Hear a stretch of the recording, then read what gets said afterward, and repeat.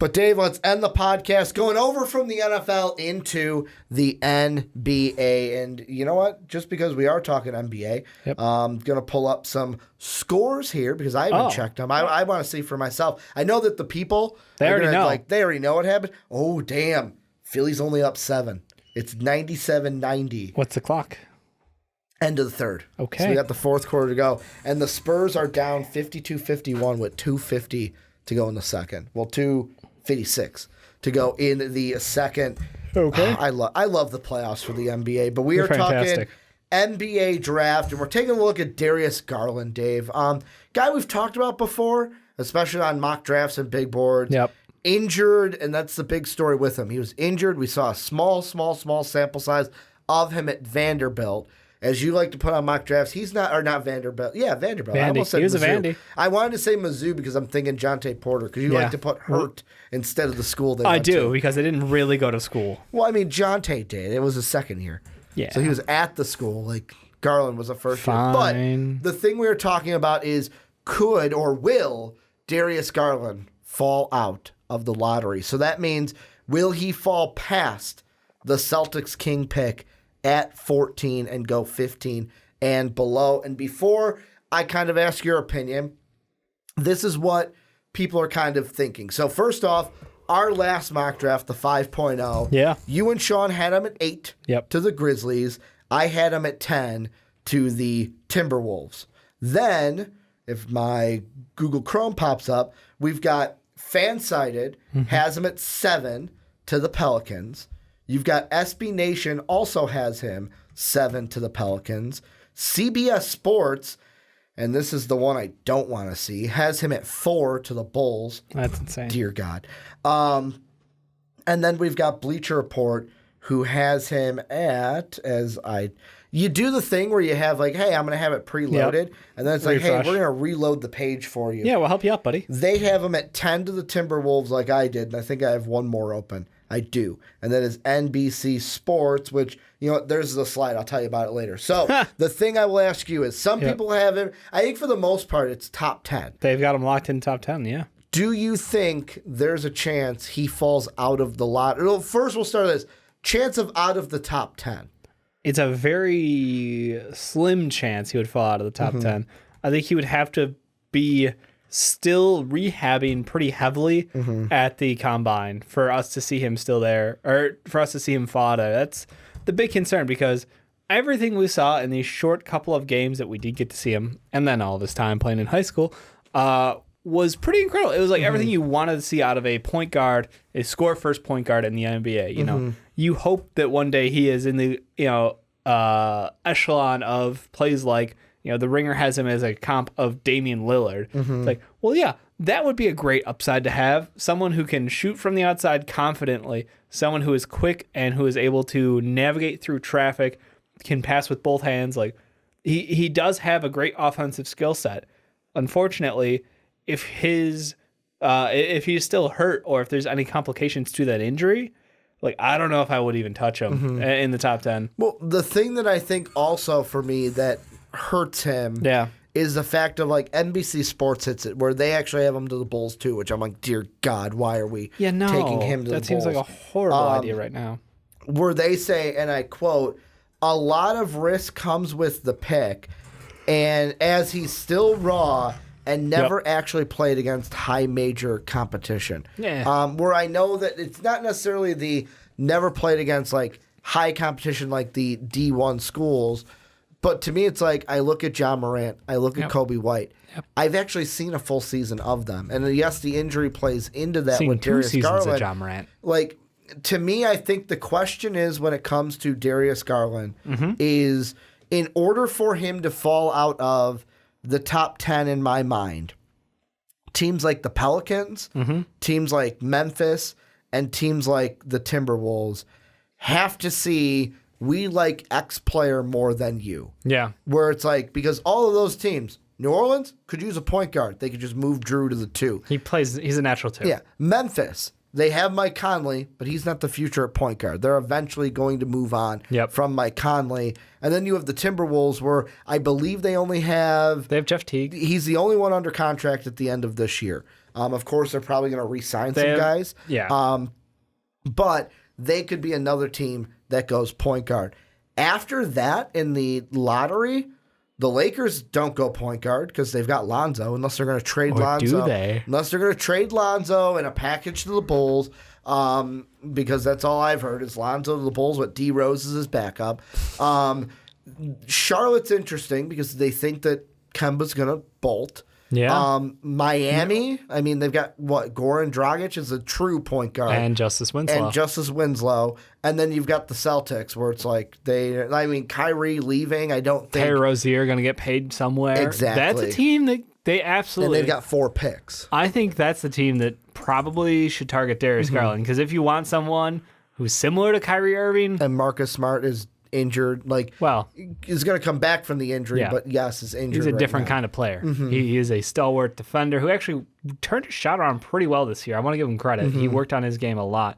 But if you're thinking Kyrie's gone and you want to go get someone who can come in and shoot like him, he won't have anywhere near the level of handle because Kyrie's in the upper 0.01% of the NBA as far as like how clean his handle is. But just someone who is a confident shooting point guard. Darius Garland could fit that build. And with the amount of picks that they have in the first round, I absolutely would take that. I 100% would. That's why I'm like, I don't think there's a way he falls out of the lottery. Out of the top 10 is viable. The 10 is the question, and that's all on his workouts and his combine. Because if there is a hint that meniscus is not fully healed, you start to wonder, you've been off all year. You've had several months to rehab. You should be at this point. If your rehab doesn't line up with our expectations and where our doctors say you should be at, I'm just going to start having some questions. Do you think I'm going to ask this question in retort to that. Yeah.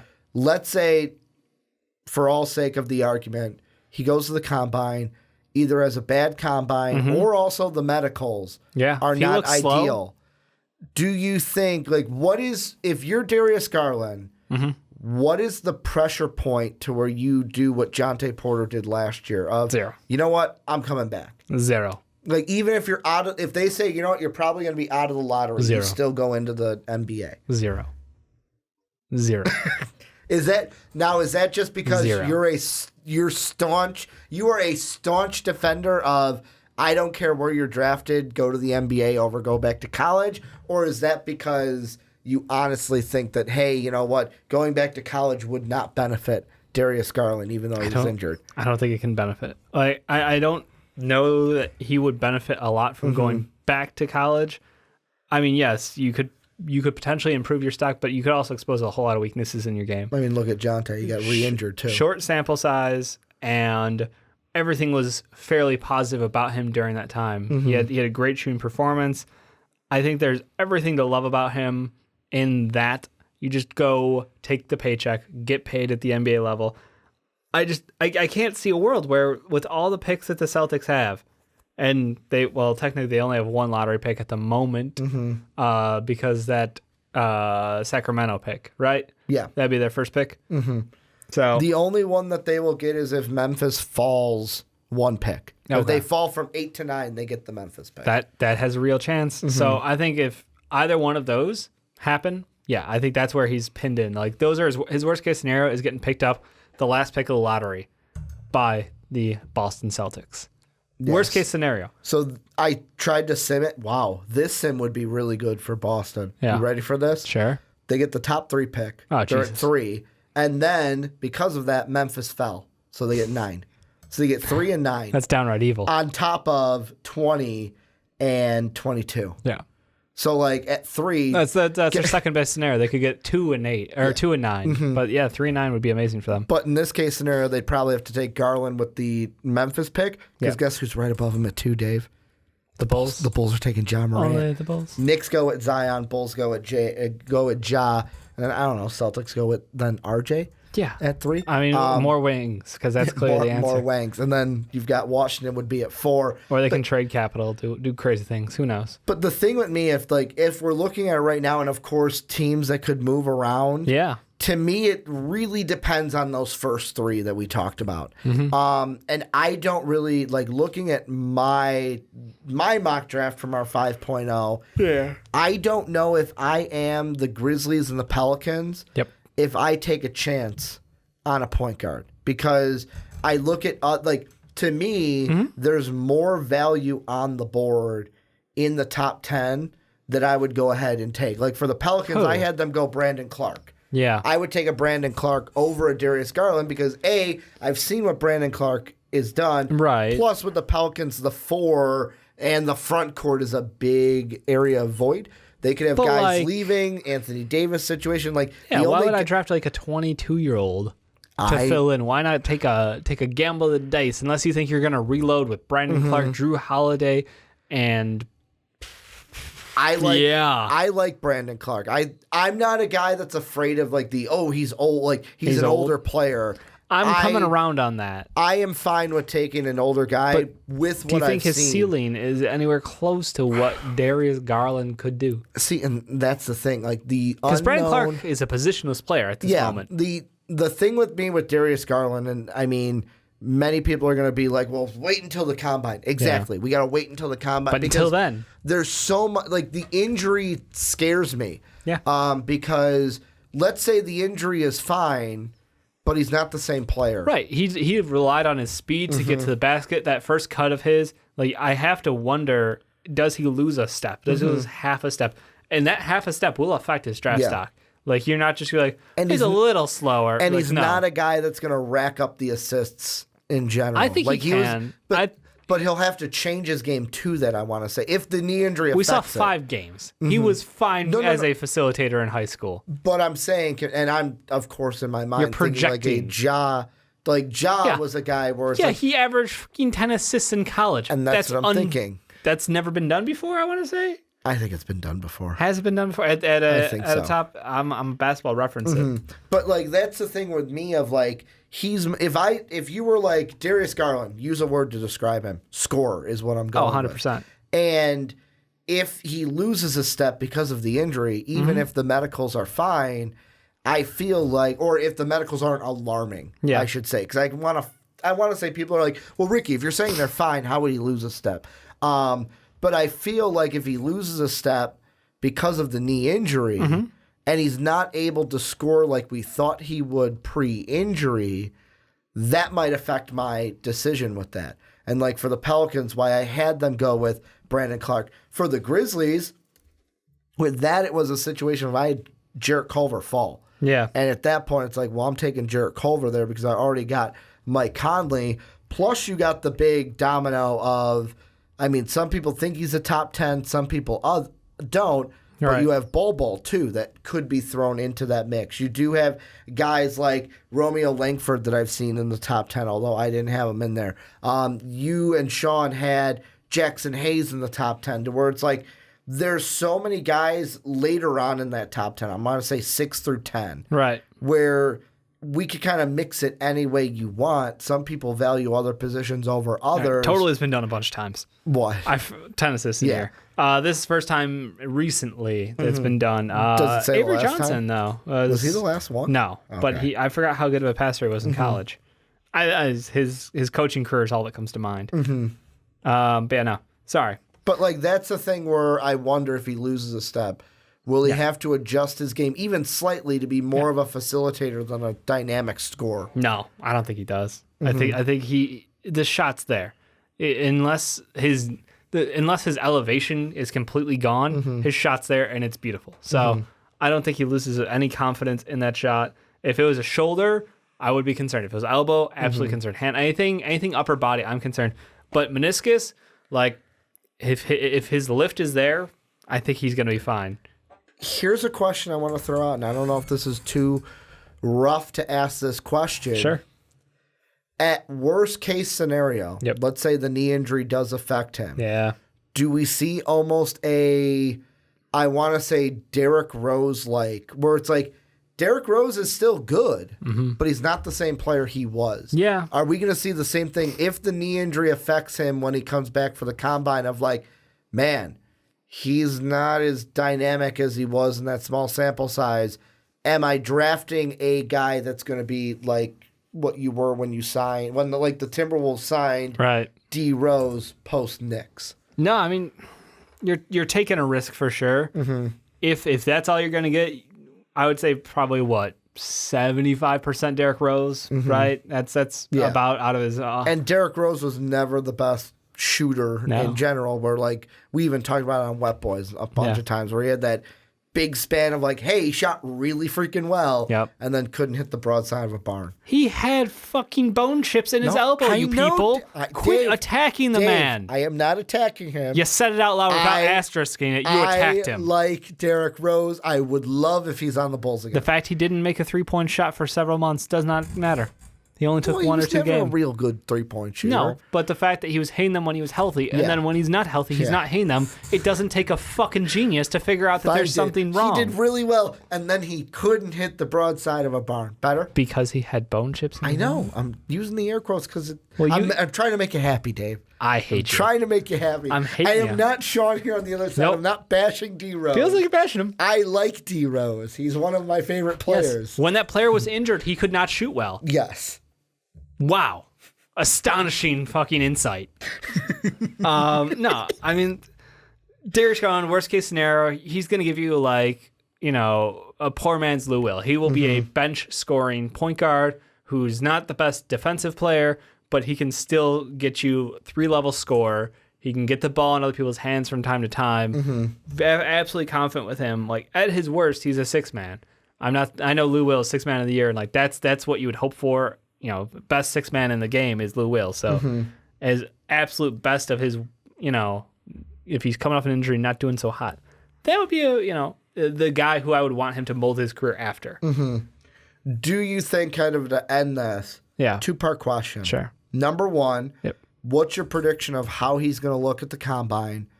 And then prediction of, will he fall out of the top 10? And if he does, where does he go outside the top 10? I think he'll look pretty good at the combine. I don't know that he'll do all the drills. I think he protects himself and only does some stuff in private workouts with teams. That's basically Michael Porter style. Yeah.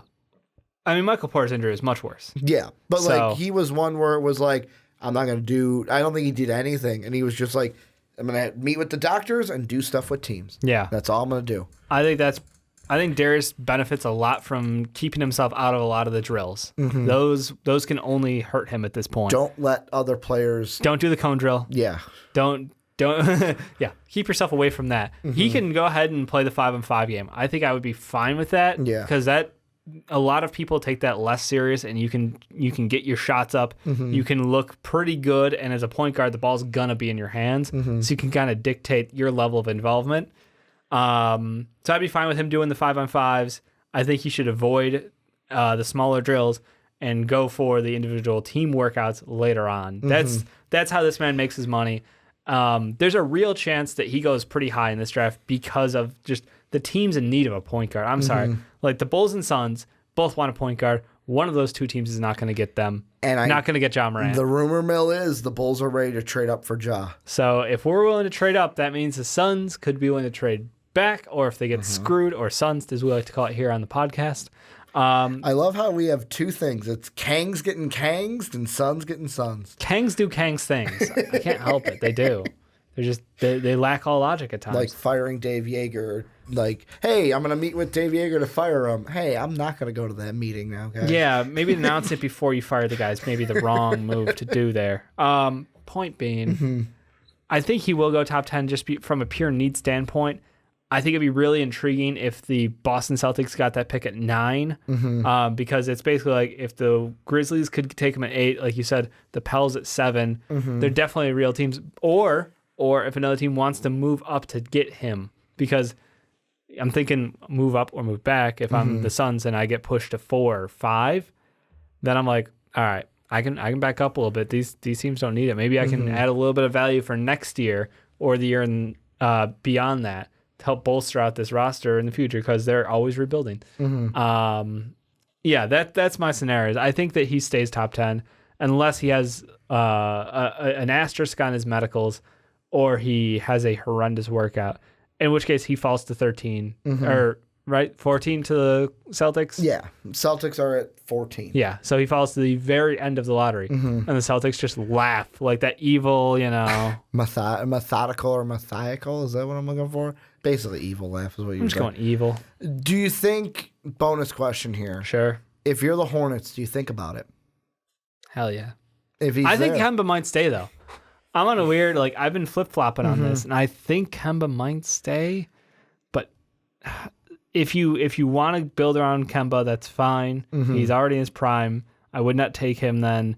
But if you've got even a shadow of a doubt in your mind, take Darius Garland. Yeah. It's a no harm, no foul play. Because worst case scenario, what? Tony Parker, the 40-year-old point guard, is going to be your backup? No. He did a great job this year, though.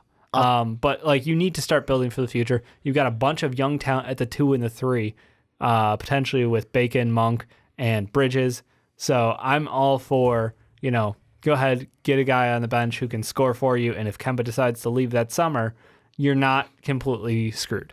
I'm telling you though, if he falls out of the lottery, yeah, who gets lucky? How basically? We'll use the word lucky. How lucky would Detroit or Orlando get? Oh my God! Hey, we can make the playoffs, and wait, you're telling us we get a chance to draft Darius Garland? It would be. Would Orlando take a risk on a guy they've already got? Markelle Fultz, who you don't know if he'll ever play. Yes.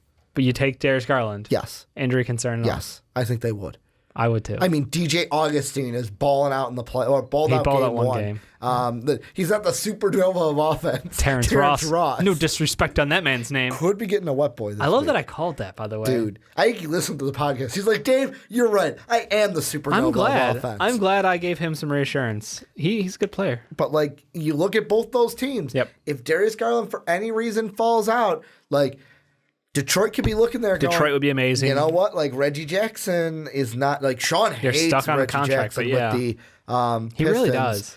But it's Reggie Jackson after next year is up on that contract. Yeah. And then you have the Magic, who we always when the Magic were in the top 10, it was You're the Darius Magic, draft a Garland. point guard. Yeah, Darius Garland is there. The Markelle Fultz thing is interesting though. I hope that kid comes back and is a monster. I really do. You know what? Now that sorry, Jake. Now that he's off in the Sixers? Orlando, I'm really pulling for him. I've been rooting for When him he was the whole in time. Philly, I was like, he's a bust, pulling out the B word. Now I'm like, hey man, Markelle, let's go out and ball, man. I think they've gotten to the root. I have Maybe a weird soft spot for the Magic. Maybe it's the Disney logo on their jersey. Yeah. I just have a weird soft spot for them. I was rooting for them so hard in Game 2. Yeah. And then they got blown out tragic. to where I was like, fuck. Yeah. I really wanted them to of the win. barn.